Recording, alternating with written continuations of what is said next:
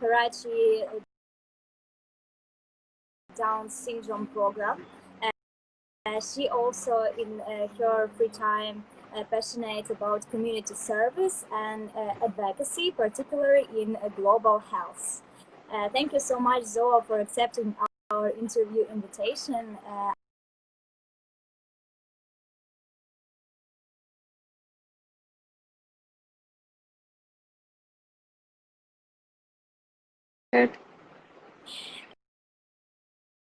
We're really excited to meet you also. Okay, let's move to our topic of our today's discussion. Our topic is really interesting and quite actual for today's. And what is more important, it lets our audience to join us in the discussion. So guys, do not hesitate. Please write down all your things about life after a lockdown. Me and Zoe are welcoming you. Okay, and life after a lockdown. Actually, in a lot of countries, shops and cafes and cinemas have already opened, so people starting to coming back to their usual lifestyle. And so only restrictions reminds us about coronavirus, but we should don't be sad and keep being optimistic that one day we forget our today's lifestyle with masks and antiseptics, and it will be only a part of our history that will be only for telling our kids and grandkids. So Zoa, tell us more about situation in Pakistan. How many people have becoming sick today, and does the situation becoming better or worse? So interesting that you asked me this question, because Pakistan is comes under a low and middle income country, and initially when coronavirus was about to start here, we were really afraid about our people, and possibly the burden that our healthcare systems will be facing, and we were really unprepared. But to our surprise, everything was, I think it went better than expected, I believe. The lockdown was really difficult for us as well, but now lockdown has been a lot better. It has been eased down. Routine life has been started to restore, but we also need to keep this in mind that even though the lockdown has ended, coronavirus is still there. I'll just give you some stats so that you have a better idea about how the situation rolled out here initially. So basically, right now, Pakistan has about 300,000 patients. So far, we have had about 300,000 patients. So, out of all of them, the recovery rate has been 98% so far. We have around 260,000 to 270,000 people have recovered. There have been deaths as well. Unfortunately, 6 to 7,000 people have died. But if you look at the peak of the cases that we faced, our peak was somewhere around in June, when we faced the highest number of new cases, which was around 7,000 cases in one day. But now, if fast forward to August, I mean it's 21st August today, and I was just looking at yesterday's stats, and we only had 600 cases. So I think this was a drastic improvement on our part, and there are still cases. The number is somewhere in hundreds. I mean, it's a good thing that it has dropped down as much as 80%, the number of new cases, but I think it's still important that we should not be complacent, and we should not slack off at all with our preventive measures and protection measures. What about the second wave? Does it predict it, or what doctors tell? Is the situation becoming better ahead, or somebody predicted that that will be becoming, the situation will become worse. So, as far as the numbers are concerned, like the trend has, I mean, initially there was a very steep increase, as um, is observed in any as is observed anywhere else in any country. The increase is usually very sharp, and then you come a plateau, and that is initially the peak, and then the cases start going down, and then there is somewhere. Now we are somewhere in hundreds. Now we have overcome thousands and thousands of numbers, and we have come down to hundreds. So I think the general prediction is that since the number of our susceptible population has decreased as more and more people are recovering from the virus, a susceptible population who can possibly contract the virus and who have the potential to become infected, they are decreasing. We might uh, improve if we continue taking these preventive measures. But about the second wave that you asked me, the thing is that we have had like certain festivals here, certain gatherings here, and if people just continue to be non-compliant, then we can potentially have a worse second wave here as well. But but again, like, it's just too soon to celebrate, so we can be seeing it by somewhere in the end, by the end of this year maybe, because it is being predicted in a lot of other countries as well.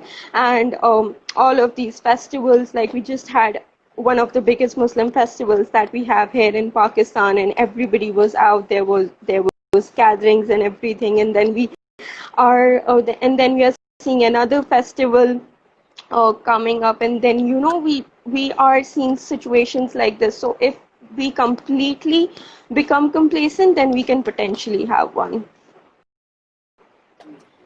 So let's hope only for better. Yeah, definitely. So in your opinion, when will we forget about masks and antiseptics? I mean, the whole world will forget, and when we will come back to our previous lifestyle? So I think that it's important that it really depends on person to person. I believe, I mean, our perceptions we have seen in so many different countries, the economic fallout that we are facing. So I think that the world is going towards a drastic change, and we will take a lot of time to recover. In fact, what we can see is that, for example, if you have if you have seen a family member, or if you were a healthcare worker, and if you have seen all of these patients suffering in front of you, of course you will be leaving with a psychological impact, and it will greatly dictate what you do in your future as well. So it really depends on our personal experiences. Apart from our personal experiences, I think it also depends on a community level, on a population level. I think bearing with the whole lockdown situation, I think we have become more resilient in a way. We have really changed our priorities, our outlook on, for example, what security is, what who frontline workers are. Previously, we would think that frontline workers are only soldiers or doctors who are, protecting us from bad things, and policemen and everything. But now you see our people, like, for example, someone who is selling grocery, right, and he is exposed to thousands of people who could potentially infect him, right? He is also a frontline worker. Our postmen, our delivery boys, all of these people are frontline workers. So I think that in the long term, this is definitely we are we might be moving towards a responsible society as well. uh, But yeah, for sure, we will take some time to recover from the economic consequences, from the mental and psychological impacts that we have been bearing. And for a lot of people, we might come out as changed persons, different personalities as we were before coronavirus, because there's so many things that have influenced us. Even minimal social interaction, our social circles might have changed, our outlooks have changed, our experiences have changed. So I think it will take some time. Let's hope that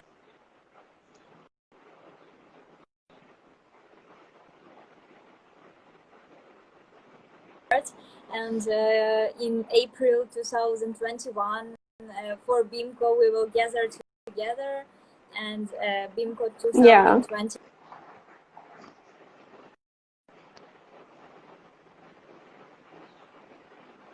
Yeah. So, do you think what impact of pandemic on people will stay forever, or at least?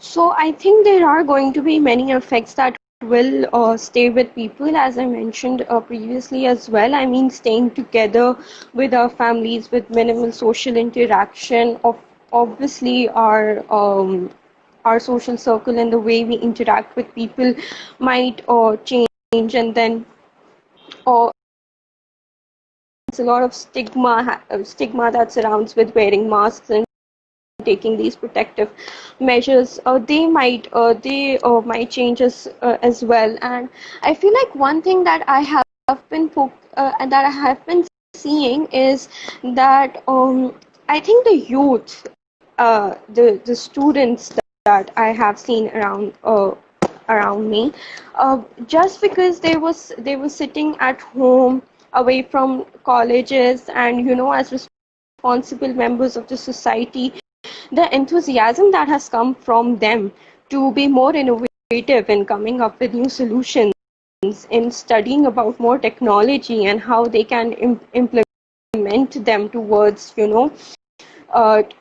towards working towards unanimous solutions that are implemented within our healthcare systems and our social policy. There is a great interest in public health, as well. Frankly speaking, I did not know much about public health before the pandemic. Things like a lot of these new ideas that the youth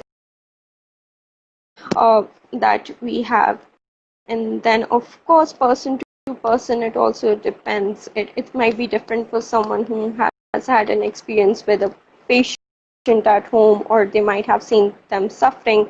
They would be more careful. Obviously, next time people will learn to live with minimum social interaction. We used to have these huge gatherings, and we were very, very careless in our local transports, or when we used to buy groceries and everything. But now I think people will become more responsible, and this is something that, yeah, that will change, hopefully.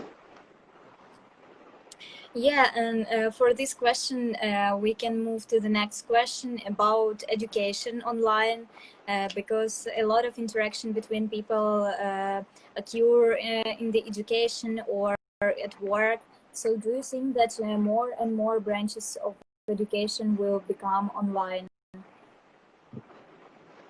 So I do think yes, because coming from a low middle income country where we did not have many technical facilities, we were not technically equipped. We were that do exist, but I think that the whole world coming together online, and I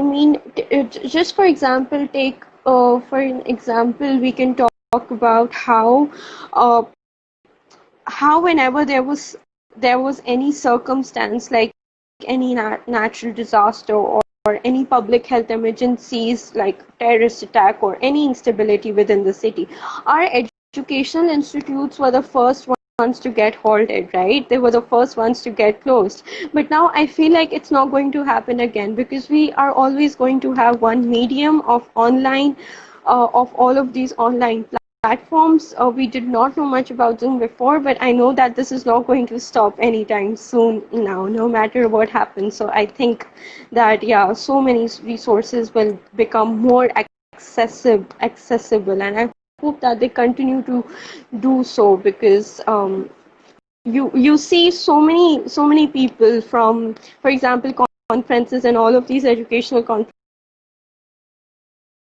Now that's not the case anymore, because people are coming together from all over the world through these mediums, and education and knowledge is so much more accessible. So I think that is um, that is a good way of increasing outreach and making it more accessible. It took us a pandemic to actually take action on this, but yeah, I think it will continue. That's really good. Maybe somebody from those who are watching us have another idea about studying online. What do you think, guys? Will we all study online in future, or only as far as our lockdown will end, we will just come back to our usual life and nothing will change? Do not hesitate. We are all just talking about this. What do you think, guys? We are waiting for your comments downwards.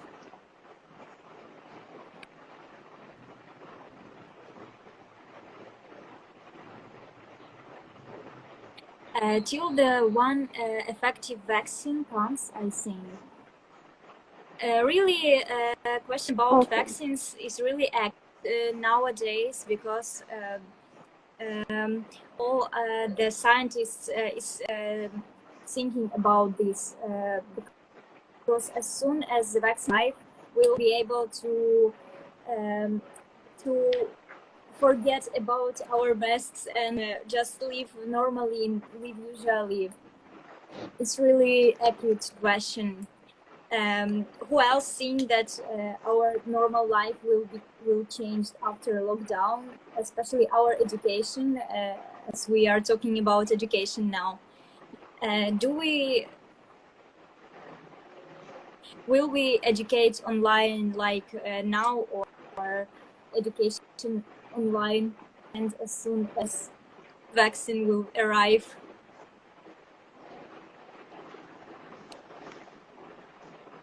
Okay, let's wait till somebody type us his or her opinion. Do not hesitate, guys. It's okay.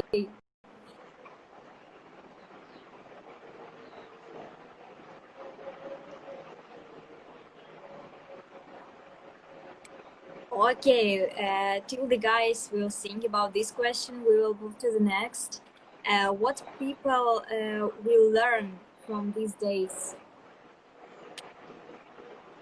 So I think there are great lessons to take from this pandemic, and in fact, not just these lessons have always existed. In my opinion, it's just that due to this pandemic, they have come under limelight, right? If you talk about Japan, where people would wear masks very regularly for non-medical reasons, even for like air pollution, for even if they were stuck in traffic, if motorcycle or riders used to get stuck in traffic, and they would be wearing masks. But in other parts of the world, there was a very strong stigma attached, where they would just label somebody wearing mask as severely ill. I think now this pandemic is going to change that stigma as well. And other than preventive measures and hand hygiene, for example, even if you take the example of members going to meet someone in who is admitted in an infectious disease ward, we used to think that only the patient is supposed to wear a mask, but now I think we will also be wearing those masks, and when we go, we will be more vigilant about our hand hygiene and our own protection and prevention as well. So I think our day-to-day life and normal routine, wherever we travel, wherever we go, that will be affected as well, because now that we have taken a lesson. But other than that, I think mental health is such an important conversation, even though it has always been so relevant. But just because so many people have come together, people will be raising more voices about. And then again, your outlook and social circles, how they have changed. For example, a lesson that I took was from this whole lockdown, was how I was able to that distance does not matter. Distance and time does not matter. And this is one thing that I have learned from working in Students Against COVID as well, which was born as a result of coronavirus lockdown, right? We were all sitting at home. We were a group of students who came together from all over the world, and we wanted to make a difference. We wanted to educate people about the virus. And I think that previous barriers that we used to think, like time and distance and reaching out to people and everything, it is very easy to do all of that online as well. So I think the lesson to make use of the resources that we have already had, but now we've realized their importance, this is a very important takeaway. And on a community level, if you talk about one of the most important lessons would be to only trust the responsibility towards someone who is actually an expert. I mean, a mistake that I think we have been making also in the past pandemics, and also during COVID-19, was that we have interested our policies, our social policies, on these political leaders rather than public health scientists, rather than listening to, doctors, rather than listening to epidemiologists. We have interested all of our information, and we have interested them to, make policies. They are completely, I mean, about public health dynamics and how public health works and how much time vaccine is going to take, and all of these scientists. I think we should be able to trust these scientists more. We should be able to rely on credible information. Here we're also fighting an infodemic, so I think that is something that has also come about. I mean, fighting an infodemic, an unpredictable infodemic, is also something that we have learned to do over time, and something that we can take away. Trusting the right is very important. Yeah, but personally, I really don't like masks a lot, and I suppose that I really hope that we really don't have in the future, won't have in the future to wear every day. And really, I hate Yeah. wearing a shop or any building. So I really hope that our life will just stay as beautiful as it was in the past. In pre-COVID life is really, really good one, and I understood Yeah. that as really pandemic came. So hope that I everything know. will. I mean, our yeah. So our circle, like the way that we define our time, has also changed. We now it's it's pre-COVID and it's post-COVID. It's like before Yeah, COVID, just like we used to define time by BC and AC. Now this is before COVID and after COVID. So that is something that has been changing a lot. really, that they say that nothing happens just for no reasons, and I suppose people Exactly. appreciate their lives more. People should appreciate doctors' efforts more, and appreciate friendship more, and just less being sad for no reason. I suppose that is the point. And do you think that if there will be another pandemic during the future 50 years, people will be more ready for it than before COVID? So I think that if you I mean, if you want to find answers about how future is going to look like, I think one of the best ways is also to look at the past. In the past, we have had Spanish flu, we have had SARS and MERS, we have had all of these pandemics. and all of the health on refining healthcare systems. But once we got a vaccine, it it went into it then became an ancient relic of the past, and we never really thought about improving our healthcare measures and preparedness. So there was a constant cycle of panic, neglect, and repeat. I mean, we would panic, we would work, and then we would just go back to neglecting it, and all of these would be changed. Maybe uh, maybe what can happen is that if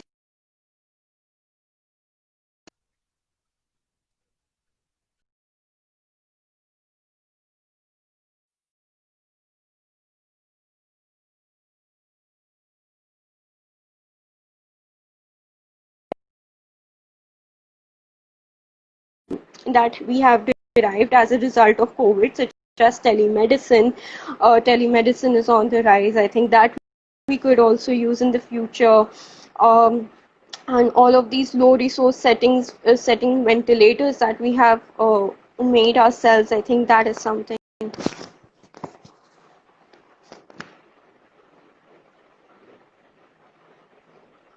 Can you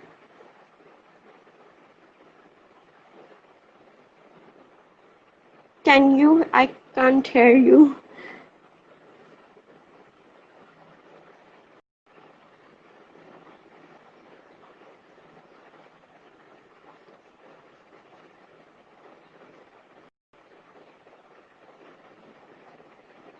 I cannot hear you.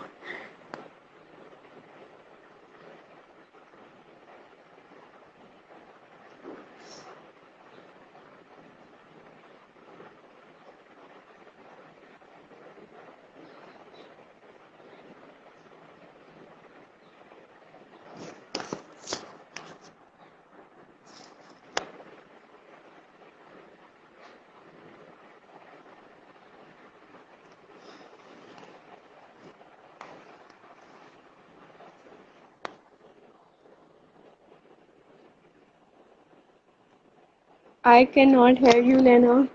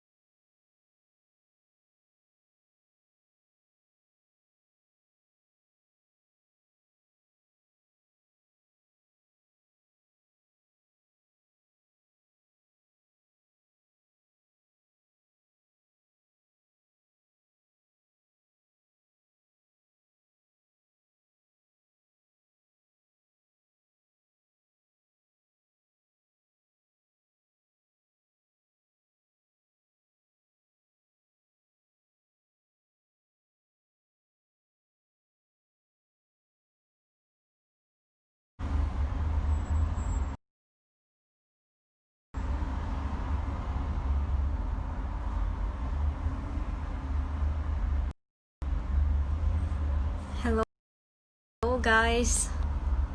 Waiting for Zoa.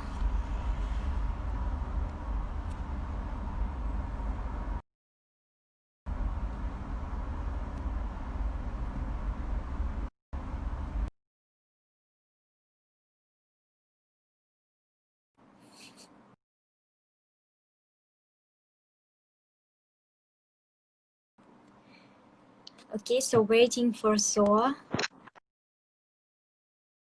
Yes. Hello again. Okay. Okay, Hey. so oh, that's great that we are audible.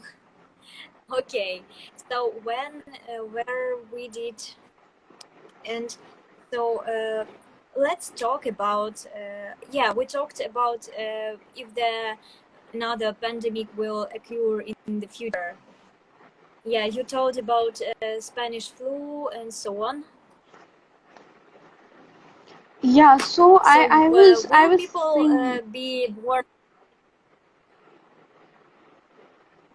Yeah, so I think that yes, people will be responsible, but we also have to see that whether it is a matter of time or whether it is something that is going to uh, go on for forever. Maybe in the next 4 or 5 years, yes, we will be very vigilant. But again, you see, when this pandemic started, and it was really hard to, get people to wear masks and take proper precautions and everything, and they were expecting doctors. They put all of the responsibility to doctors and all of the workers, I think, and people. It was really hard, and it took time for people to realize that, it is not possible without the efforts of a common man. Why was New Zealand able to recover from the virus? Because common people cooperated with them. It wasn't the government's efforts only. So I think that the realization that people may take will play an important role if we are ever to see a virus, to see another pandemic. I think that will be really important. So I hope it's not just a matter of time, and this is something we also pass on to the future generations and keep educating everyone about.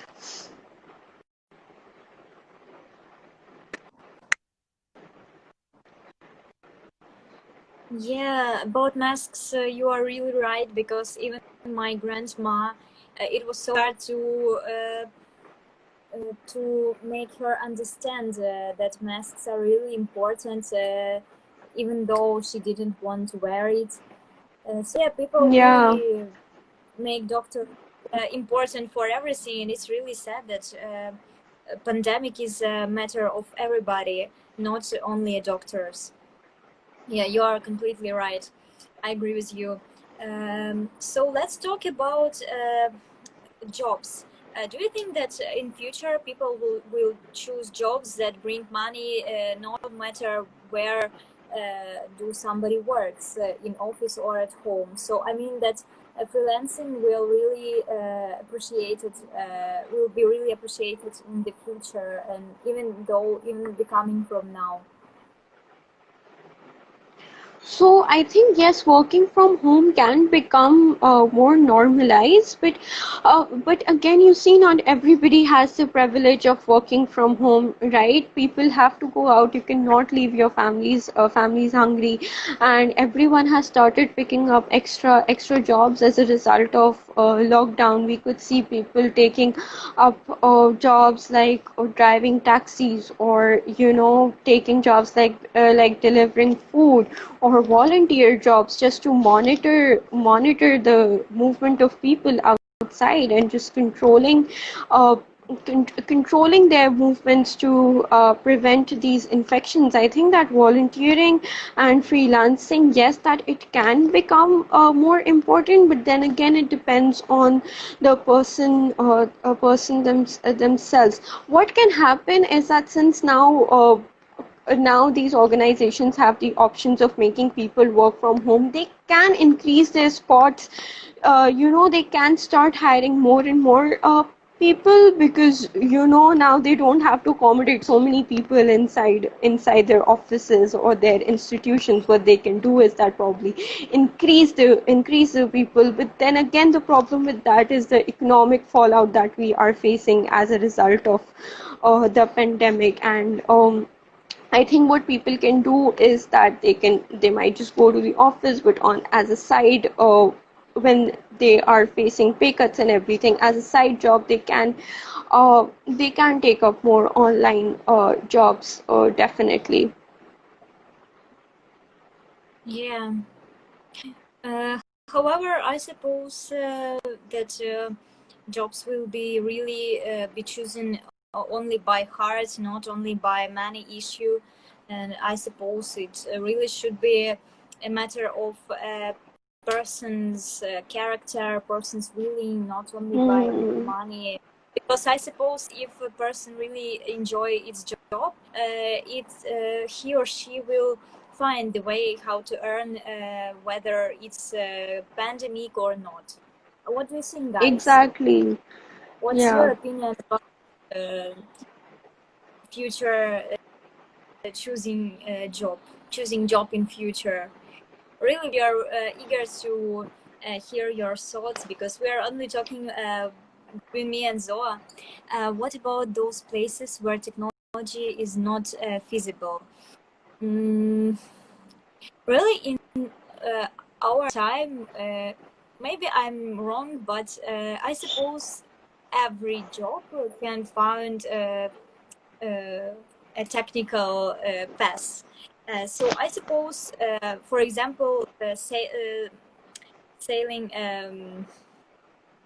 flowers, for example, um, each Yeah, you are part right of because our life mhm. is close connected with Instagram, for example. So I suppose no matter where, for example, what do you mean? What kind of job? I think what they mean here is that, especially in Pakistan, where we do not have the best technology, what I have seen people are doing is that they have started these small scale businesses to earn on the side, like baking and cooking and home delivery and food businesses. They are honestly blooming here where I live. There's so many food businesses that they have started designing clothes and and selling them. So I think these kinds of things are there are always options, and it's fascinating to see how we have turned adversity into opportunity, and we are cashing out on this on this in this time as well, and people have not stopped. Yeah, I agree with you totally. So let's move to the next question. In your opinion, have the pandemic changed people relationships between man and woman, between colleagues, between friends, group mates, classmates, and so on? I think yes, definitely it has changed in a way because we are not seeing people that we used to see every day. First of all, we are sitting at home, we are not going to our cities. We have become more closer to our families. I mean, this is something that we would have probably been taking for granted for the longest time, but now we are not taking it for granted, and we have realized that these people who stay with you are your family members, are your close friends, and yeah, I guess, and since we have learned to live in like smaller gatherings, that we prefer not going out and not being too outgoing and interacting in bigger circles. I think that will definitely change the way we interact with each other. I think we will only be interacting if it's absolutely necessary and not do it unnecessarily, because we have just learned to live with it, and probably we will get used to it for some time at least. Here is another phrase: those individuals who can't afford or access to a new technology. Actually, I suppose nowadays almost everybody has smartphones. It's really, I don't know any person with old phone, really old, without access for the internet or computer. And even more, what is more, everybody has friends and so on. So we can ask help if somebody don't know how to use this new technology. It's another question, because I, for example, not a technical person. I really hardly can connect with some new programs or so on. So I Yeah. suppose if that all professions can have paths to earn money from phone. If we take some other developing countries, maybe all the students may not have access of smartphones. I don't know really what to answer to this question. Zoha, maybe The you thing is know that this how to is answer. the, yeah, so so basically this is something that we have also faced. A lot of people did face connectivity issues and everything, but it is again, the responsibility of those institutes to give them leverage. For example, whatever reasons, due to technical reasons, they're not able to take their classes, or they're not able to give their exams. It's the responsibility of their institutions to cater to these students.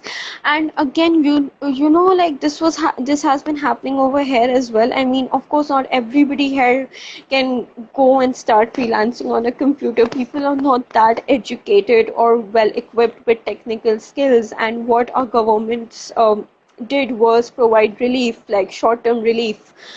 For example, if there was a food vendor, but now due to lockdown, he cannot go out and sell fruits anymore. They did have programs and programs that I was also personally part of. I would register all their data so that they are delivered their necessities and food and all of the provisions on time. So I think that these people, it is the responsibility lies with the administration and our governments. This is where we should be trusting them, not with our information, not with treatments or vaccines and everything. This is where we should be questioning them for.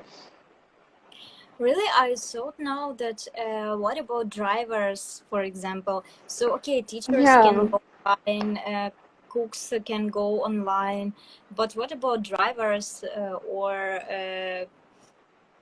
really how to drive online? I don't know. So maybe our friend is right. Um, not everybody can, but however, person can find some other branch how to earn money. I suppose that's really a poor situation. Really is awful, and some people in panic can really do some desperate things. Really, it's awful. It's really awful. Okay, so that brings us to the end of our questions for today. Thank you, Zoe, for being with us today. Thank you guys for a discussion, really nice discussion. I really appreciate every soul that you wrote down. And thank you, Zoa, for your time and for choosing our platform to share your thoughts. Stay tuned, guys, to our next session, and the details will be announced soon. Thank you, everybody, and stay safe. Thank you so much for having me. Thank you so much. I really love talking to you guys. Really, it's so nice to Mm. hear it from you. Yeah. Thank you so much. I suppose that we will meet again someday, and I really Hopefully. invite you. Yeah, yeah. Thank you, Yeah, guys. hopefully. Hopefully. Thank you. Thank you to all Thank, of the audience for your comments. thank you so much. Okay, hoping for more discussion.